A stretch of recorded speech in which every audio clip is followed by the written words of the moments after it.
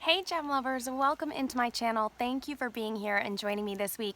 Please make sure you like this video, subscribe to my channel for more things on gemstones, their incredible metaphysical properties, and just some of the legend and lore behind each and every one of the gems out there.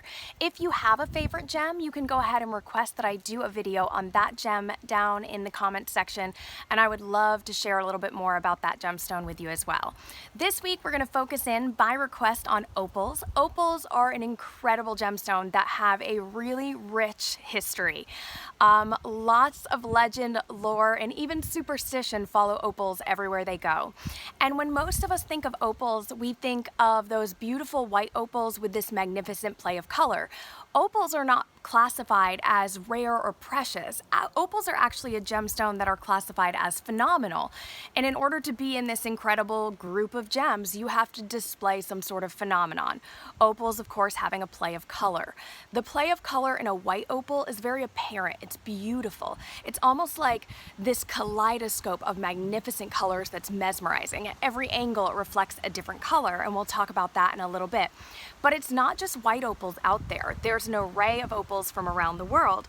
There are these fiery and fabulous orange opals. Majority of them and the highest quality of them come from Mexico. They're known as the Mexico fire opal, but they also come from other places in the world as well. Now, opal throughout history has also been known as the eye stone, and we're going to get into that in a little bit. But when we look at opals and where they're from, the world's most desired probably do come from Australia. And there is a good reason why. If you've never seen a magnificent Australian opal, there are so many. Please make sure you check them out. They are absolutely gorgeous. And every single one, because of that play of color, is going to have its own unique personality about it. It's really incredible how unique opals are.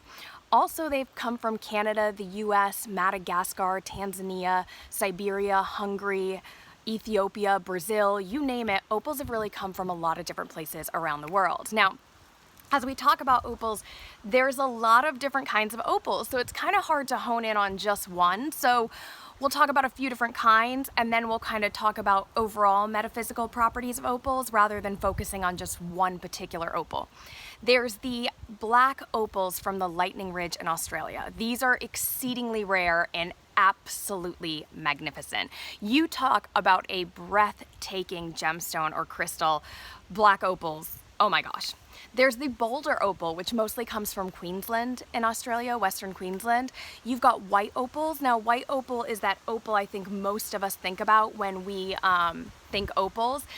White opals have come from Australia, from Hungary, Ethiopia, Canada, and they're the ones that have those beaming rays of light. So they have these unbelievable flashes of red and fiery oranges and yellows that look like sunshine. And then they have these bright, gorgeous royal blues, greens, and all these magnificent colors in the one opal. And it just reflects back all these different colors. Then, of course, you have the fire opal. Now, the fire opal, to me, I love fire opal. It's this magnificent orange, and inside is almost like a burning amber. It's this fiery look. And in the finest quality of fire opals, you're really going to see this. Now, this bracelet is actually coming up in a show of mine on HSN, so you might want to be on the lookout for that. It'll be later at the end of this month. And this is a magnificent piece. Like, fire opals of this caliber are very rare. The finest fire opals in the world come from Mexico. And again, they don't have that obvious play of color, but it's like an orange with burning fire within it. Like if you just look at the most mesmerizing campfire where you see the layers of oranges and yellows and reds, that's what you get in a high quality fire opal. You've got Peruvian opals. They can be blue, they can be pink. Blue opal has also been found right here in the United States in places like Oregon and Nevada. You have agates that opalize. You have wood that can opalize. You have dendritic or moss opals. And then a lot of times they'll put opals in what's called a doublet or a triplet in order to almost protect the gemstone. There is a lot of synthetic opals out there, so one of the gems you have to be very careful when shopping is going to be opal. If you want a synthetic opal, there's nothing wrong with that. However, you want to be careful and make sure you're getting exactly what you want. Now, a little history on opals. Opals have a captivating play of color, which has made them a source of fascination throughout history. The very first recorded instance, or one of the first recorded instances, is in ancient Roman times. They referred to the gemstone as opalus, and that means precious stone. There is a few other legends in ancient Roman times, including that opals symbolize love and hope. Pliny the Elder, a Roman philosopher, once described opals as being, "For in them you shall see the fire of a ruby, the glorious purple of an amethyst, the sea green of an emerald, and all the glittering together in an incredible mixture of light." And that really is the perfect description of what an opal is. He also referred to opals when he was speaking of Mark Antony. Mark Antony became quite fascinated with a large opal that was owned by a Roman senator, and he wanted to gift this opal to his lover Cleopatra. Well, when the senator refused Mark Antony, he actually sentenced him to be executed. The senator was able to flee with nothing but the gem pre the execution and got away with the one thing Mark Antony wanted.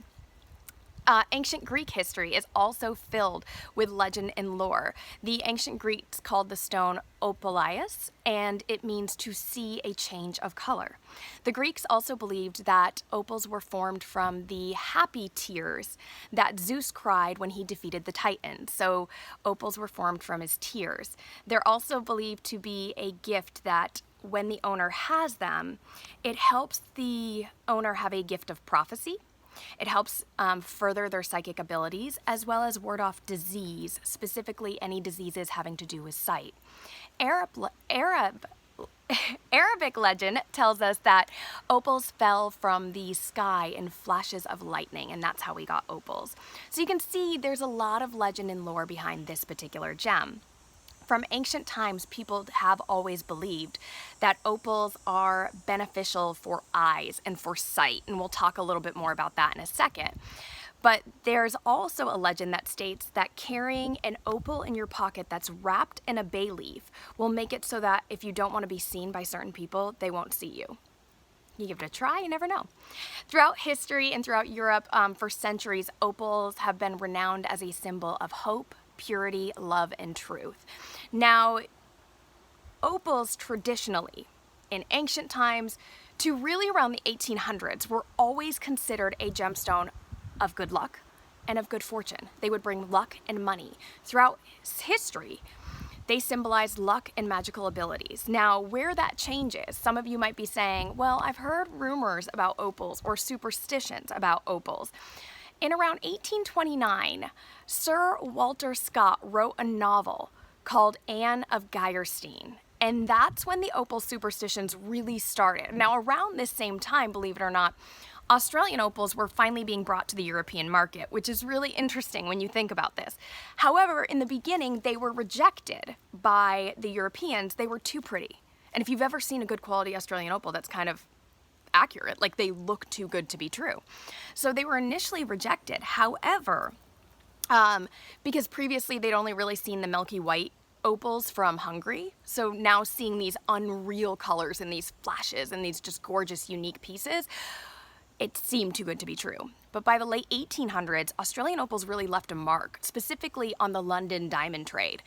And there's a rumor that diamond merchants started the trend and controversy behind the opals, capitalizing on the book that Sir Walter Scott wrote, and started kind of the legend and the superstition behind opals being unlucky.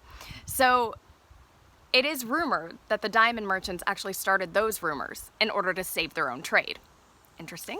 Kind of tells you where the superstitions come from. Opals consist of thousands, even millions at times, of little silica. And basically what happens is the silica forms in different spheres. The size of that sphere will determine the color.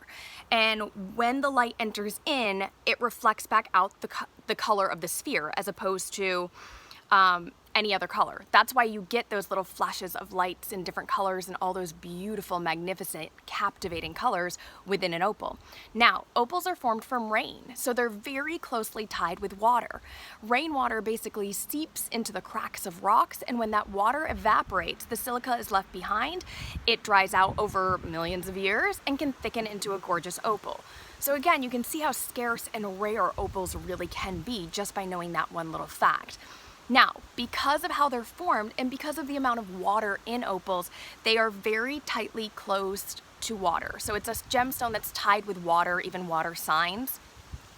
It's basically tied to the ocean, and it's said to be the gemstone of marine life, of dolphins, of whales, and even mermaids. So it's kind of a cool little legend behind that as well. And then as far as a lot of the metaphysical properties go with opal, you can see it's rich throughout history, and they really mirror that. Now, before I get into the details of those, I do want to let you know that this is not medical advice. Should you have any ailments, you should always seek a medical professional's opinion and not listen to the things here. This is just more the metaphysical property, the legend, and the lore behind each one of these gemstones. You should always seek the opinion of a medical professional.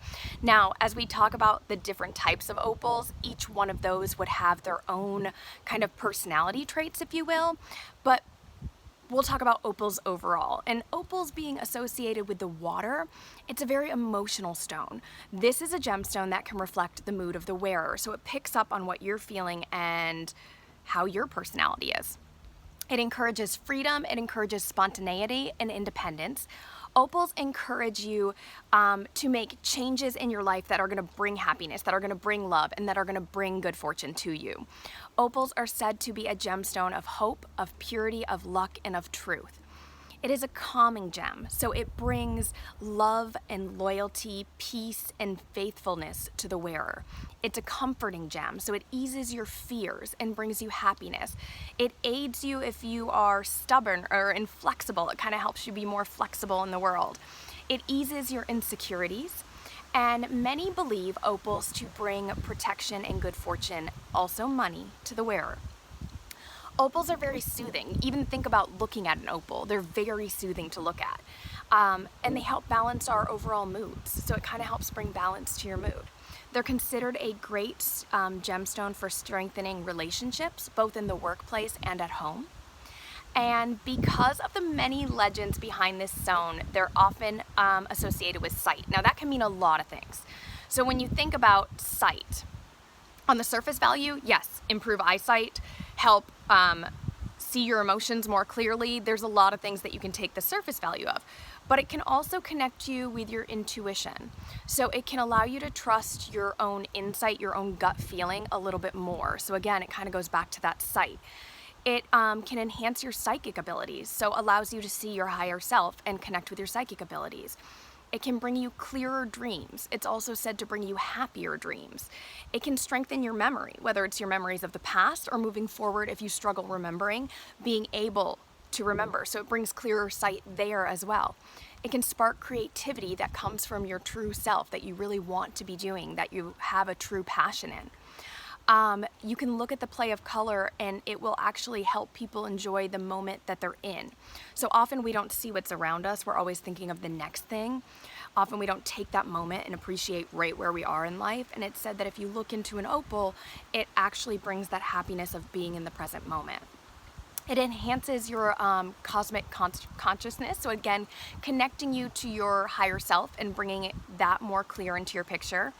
And it's said to help you see and release fears that you have, which is really an incredible thing to be able to do.